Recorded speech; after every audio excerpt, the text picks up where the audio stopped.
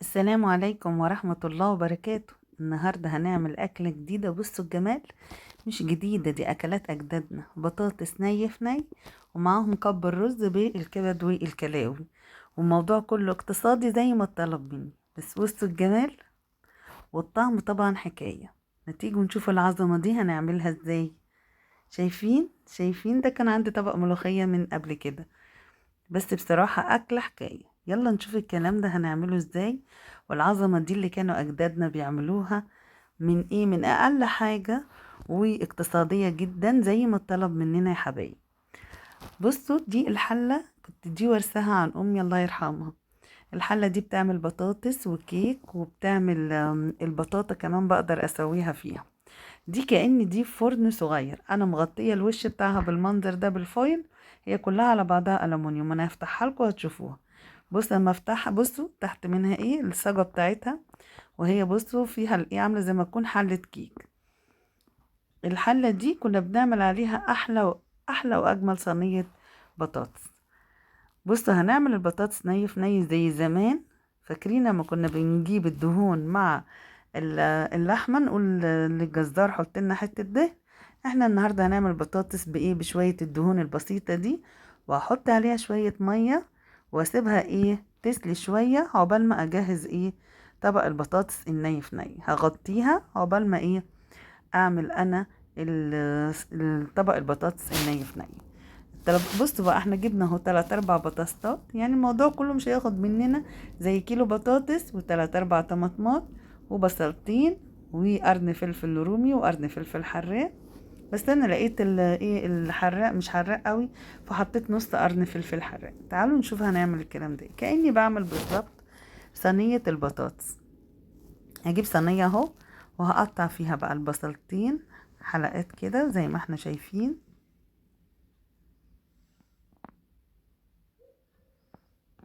بجد الأكلة دي لو عملتوها جميلة جدا، وطبعا موفرة زي ما الطلب مني، ومش هتاخد ايه، مش هتكلفنا فلوس كتير.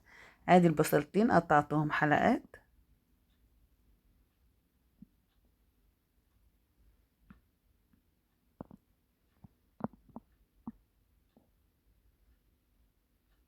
في نفس التوقيت اللي هي الدهون بتاعة الايه، قطعة الدهن دي بتتسلي على النار اهو.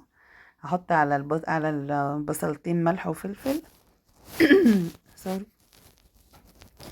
وهدعك الاول البصلتين كويس جدا اهو. دي بتدي تيستي وجمال للاكل بطريقة جميلة جدا.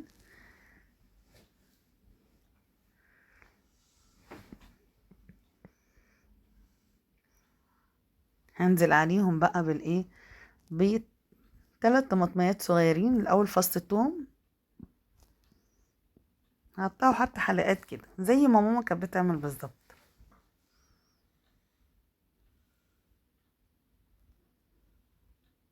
دول 3 4 فصوص توم.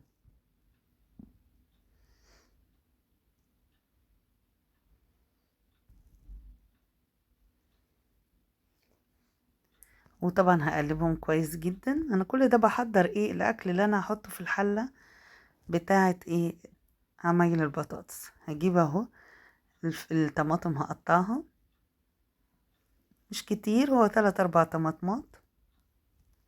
اكله هي موفره واقتصاديه زي ما احنا ايه عايزين. زي الطماطمية تانية هي بقطعها. هقطع الطماطم كلها وامسك بقى ايه الفلفل الرومي، هقطعه برضو ترانشات. هي واحدة بس فلفلة رومية وواحدة فلفلة سبايسي، بس دي عشان مش حراقة قوي فجبت نص قرن سبايسي. هي مش حراقة بالمرة اهو. شايفين اللي هو الاخضر ده هو الحراق، حطيت نص قرن. هكمل تقطيع الطماطم. الموضوع كله مش هياخد منك ربع ساعة 10 دقايق.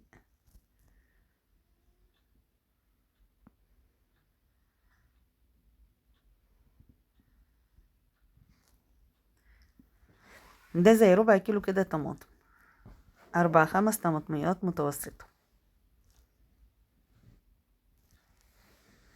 طبعا هزود ايه حياء البطاطس، هحط لها شوية ايه، شوية ملح، واحط لها طبعا ما ننساش طالما في طماطم هحط لها نص معلقة سكر، وهنزل بالبطاطس بتاعتي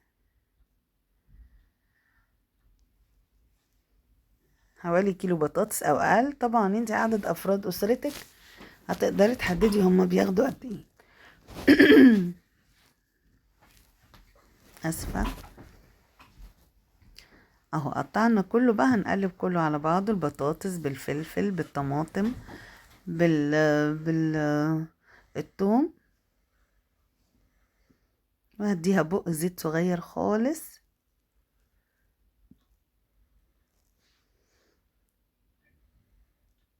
ما بحبش طبعا احط لها ايه اللي هي الصلصة، بعملها زي ماما، هرفع كده بص هتلاقوا الدهون اتسالت حاجة بسيطة. تكمل هي بقى مع صينية البطاطس، بقلبها تقلبتين، وهنزل بقى بالايه باللي احنا عملناه ده، اللي هي البطاطس بالطماطم في قلب الحلة. مش هقولكوا هتبقى الشكل عامل ازاي، كأني دخلت صينية بطاطس بالظبط الفرن، وطعمها فوق من الروعة. جربوها ومش هتندموا. هرص طبعا كل اللي انا كل اللي انا عملته ده داير ما يدور اهو. شايفين النار اللي بتطلع من الوسط اهي، دي بتعمل بقى وش كأني دخلته في الفرن.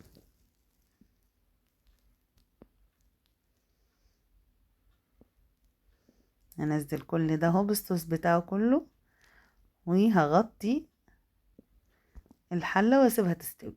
في الأثناء دي بقى يلا نعمل الايه، قب البطاطس قب الرز بالكبدة. انا عملت طبعا شوية الرز صغيرين اهم جنبي، الواحد عدد افراد اسرته ايه وهيعمل على اساسها. طبعا مش هنعمل الرز التاني لان احنا عملناه قبل كده مع بعض كتير. اهو جبت الطاسة وحطيت فيها شوية ايه، معلقة سمنة ومعلقة زيت، وهنزل طبعا انا جبت حوالي ربع كيلو والله كبد والكلاوي، كبد وقوانص من بتاع الفراخ، يعني الموضوع غير مكلف تماما. هنزل طبعا اول حاجة بعد طبعا ما غسلناها ونضفناها، هننزل اول حاجة بالقوانص، هي اللي بتاخد معانا وقت في السوى اهو.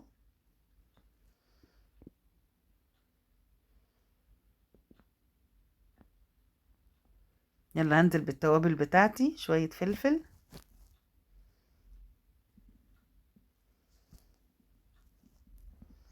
هحط لها فص مستكة صغير كده عشان ما يبقاش فيه زفارة،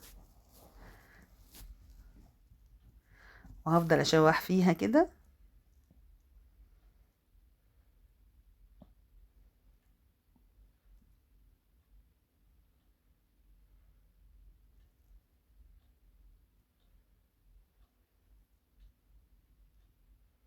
فصين توم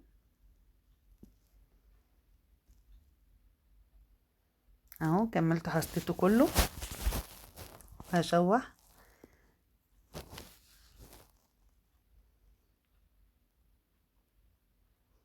بس اول ما احس انها استوت هنزل عليها بالايه بقى، بالكبده بتاعتها. لا نزلت هنزل الاول عليها بفص ايه، بقرن فلفل سبايسي، ده رومي، قرن فلفل رومي، ولو عايزه تحط سبايسي حطي، بتخلي الطعم طبعا رائع، بتوديها في ناحيه تانية بصراحه. وهنقلب نشوح الكلام ده كله مع بعضه. انا بس اول ما حسيت ان الكلاوي او القوانص قربت تستوي نزلت عليهم على طول بايه، بقرن فلفل رومي، نزلت اهو عليهم بالايه الكبده بتاعتنا، حطيت لها قرن فلفل سبايسي، وهنزل بقى بالتوابل بتاعتي.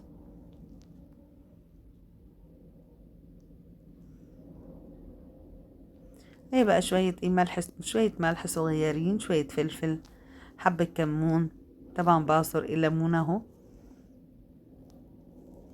طبعا الكبده ما تنفعش من غير الليمون. على فكره احنا مهما عملنا كبده بطرق مختلفه مش زي ابدا الكبده اللي احنا متعودين نعملها. شويه ملح اللي احنا متعودين نعملها اللي هي شبيهة بالاسكندراني، وشوية كمون اهو قدامكم، تبقى احلى طعم. ملح وكمون وشوية كزبرة، وطبعا انا حطيت الفلفل قبل كده، وهنشوح الكلام ده كله في بعضيه.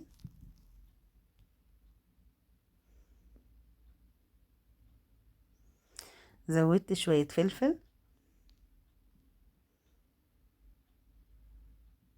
اكيد طبعا كلكم بتحبوا كب الرز بالايه، بالكبد والقوانص على الوش.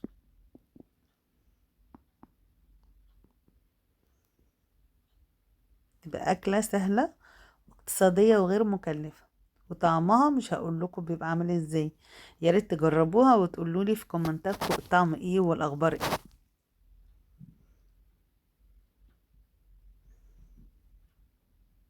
نزلت عليها بايه، بطماطمايه كده قطعتها كيوبس.